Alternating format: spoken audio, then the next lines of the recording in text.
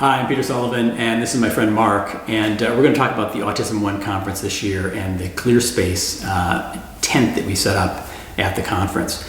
Now, last year I went in 2015 and we talked about wireless and autism, and one of the big problems was they had a really intense industrial strength Wi-Fi, and some of the people who are sensitive to electrical were saying, I didn't really feel good there at all. And so I was a little concerned going back to the environment, talking about low wireless and so forth, when the environment itself didn't have that. So we wanted to give, so the inspiration for doing this is this house, especially, is a low wireless free zone. It's made to be a model healthy home, no chemicals, etc. But again, the key aspect is low wireless, and that was just featured on CNN with Morgan Spurlock. Now, what I've learned here with a low background level is that I can get about 50, 60, 70% of people to feel some sensation, either good or bad, electrically, a magnetic field or wireless or whatever. And I wanted to try to translate that to Chicago and see if we can, give people that experience. Because talking about it is one thing, but then feeling it is another. But I was a little concerned that this has a low background noise. It's pretty quiet here. And that is kind of a chaotic conference center. I was worried that less people would feel it.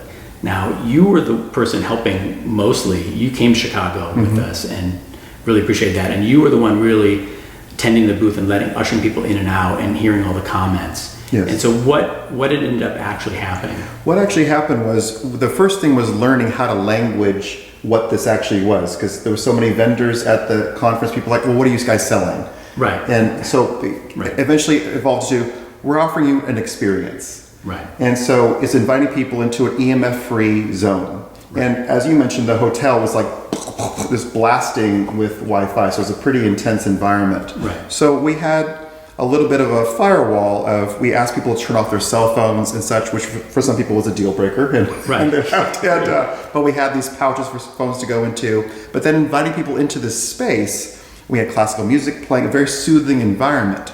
And it's interesting, the multitude of responses. Some people were in for 30 seconds and bailed, which is fine, right? Because it is a very different environment. Some people would go in for a bit and linger, and then maybe have to do 5 minutes or so and leave. Some people stayed for 20 minutes, half hour, some longer. Right. But what happened, this is with adults, and we noticed people coming back multiple times and bringing people.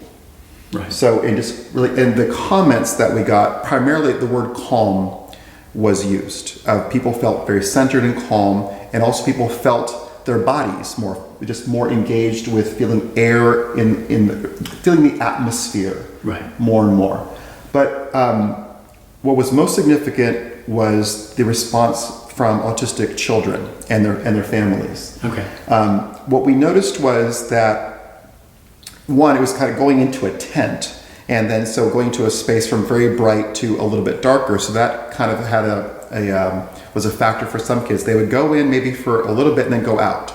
But we noticed this pattern, which was they would go in and out and then eventually kind of go in and stay longer, go out, go in, stay longer, and go out, and then eventually stay. And with several kids, they began to rest, to nap. Some even fell asleep. Right. I remember some kids really stimming and doing the hand weight, all this stuff. Yeah. And then they'd come in and some were kind of stunned right away. Yeah.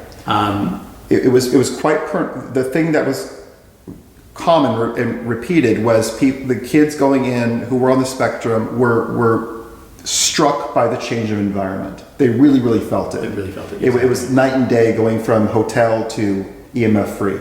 Right. That was a marked difference between the two. Okay. And just how their bodies responded to that, and also just nurturing them, welcoming. We had water inside, so just creating a welcoming environment. Right. But the relaxation that happened in there. Okay. The most significant thing that happened was there was a child on the spectrum who clearly had a lot of separation anxiety with his mother. He was clinging to his mother. Right. And they went in and out a couple times, and eventually the kid went in by himself. Oh, really? And stayed by himself. Wow. Yeah. So so there was clearly, for the folks who felt it, this was a safe space. This was somewhere where they felt different, right, and that they felt their bodies relaxing. So the assault of Wi-Fi and such that they would feel was gone. Now, there were some other pretty stunning stories you told me about. I remember there was a woman with tinnitus or ear ringing. Yeah. Mm-hmm. And what happened there?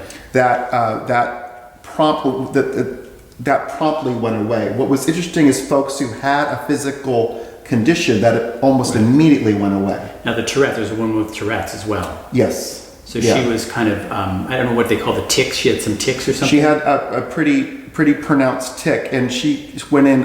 She's one of the people who came multiple times. Right. And it would go away. She'd be in there for like 20 minutes, and it would go away. Right. And then, for what percentage of people would you say that really felt the difference? A very, very high percentage. So if we break it down to the people who didn't feel anything, very small percentage who just weren't there long. They didn't linger. Right. So, but the people who, let's say, went in for even 5 minutes, right, or longer, had the common response was the word calm. Calm, yeah. And that people really feeling their bodies and feeling the environment, people getting a sense of their own bodies at work, hearing their heartbeat, right, and such, and really feeling the atmosphere. So, in what that we took testimonials from people. And I think that I felt a difference in my head almost immediately, definitely calming. Yeah. I felt much lighter after coming out of the tent. I noticed a cool sensation. I was feeling a little tired before going into the tent, and I came out energized. Right. I felt different the second I walked in, an indescribable calm. As I sat in the tent, I could feel the air on my arms, kind of tingly. I didn't want to leave. It's calming. It's like the mountains. Yeah. Yeah. I find that when I'm in an environment that has high wireless, that my senses are kind of numbed. Yeah. And so that and that when I'm in an environment like this, that I get a little more 3D, I'm more present. Mm-hmm. It's easier to connect with people. It's easier to kind of see in 3 dimensions and kind of be here. Yeah. We're using all of ourselves more. Exactly. Yeah. And so the tent brought up 2 different conversations, which was, so this is what it's like to just turn things off, to create an EMF-free environment as much as you can in your own home. Right. So that was the basic level, and Peter's created a nice cheat sheet for that. Right. But also the second level was, well, what can you do to prevent things from happening, to kind of secure your space? So those are the 2 different conversations that we had. Right. So turning things off. So it was like your phone, especially at night. The phone. And what we've been telling autistic families is your baby monitor, turn that off, especially at night, or just stop using it. Your cordless phone base station, your Wi-Fi, and then you can even turn off the circuit breaker for your bedroom, especially for the outlets near your head or the overhead light. Yeah. And that's a good free trial that you can try. But then going forward, once you kind of feel into it, you want to go farther. There are different ways of using shielding materials. Having a building biologist come to your house, potentially using paint or fabric or bed canopies to really protect yourself so you get some pristine sleep, which is kind of the key element to giving you that capacity. Yeah. Waking up fresh. Yeah. What was great is people could experience this firsthand and to see what it was like with their bodies and see how their children responded to it. And which was, it was you couldn't not notice the response. Exactly. It was dramatic. It was dramatic of like, oh, my child is calm. That's interesting. Yeah. So, and it's just the translation, like, what did we actually do? So there was no EMFs in that tent, 0. Exactly. And I've realized talking about this for years that you can talk about it forever, and people will either agree or disagree, and some people are open, some people aren't. But when you have an experience, physically, it's much harder to deny that experience, and then you have to kind of... So what we would do with skeptical folks, and that happened... not a big percentage of the time, but Peter had a bunch of meters out. I took the most simple one, this white meter, and we would measure the EMFs in the Wi-Fi in the hotel, and then go in. It would go from like 200, 300, this it was 3,000 microwatts. 3,000. 3,000 microwatts. Yeah, to 0. And so just then hold the meter and like see, and then walk in and then out. So they got some objective feedback. Because a lot of people were like, I don't understand what's going on. And then when you give them that objective feedback, then it's not me trying to influence and say, oh, this is better. Yeah. It's like, here's a meter. This meter is not, we're not selling anything. We're just giving you a discerning experience. And this got into a language thing that evolved. The question wasn't like, what do you think? It was, well, how do you feel? How does your body feel in this space? Exactly. What do you notice? And just as we mentioned, people really feeling their body coming online. Right. Feeling tingling sensations and activation, having pain be released. Right. All those different things. I mean, that's what happened to me in Silicon Valley. My brain said, hey, this is all safe and fine. And then back in 2004, 2007, in that time period, my body started giving me feedback of like, I don't like that. And there was a real disconnect between what I was thinking and what I was feeling. And it took me a long time to sort it out. Yeah.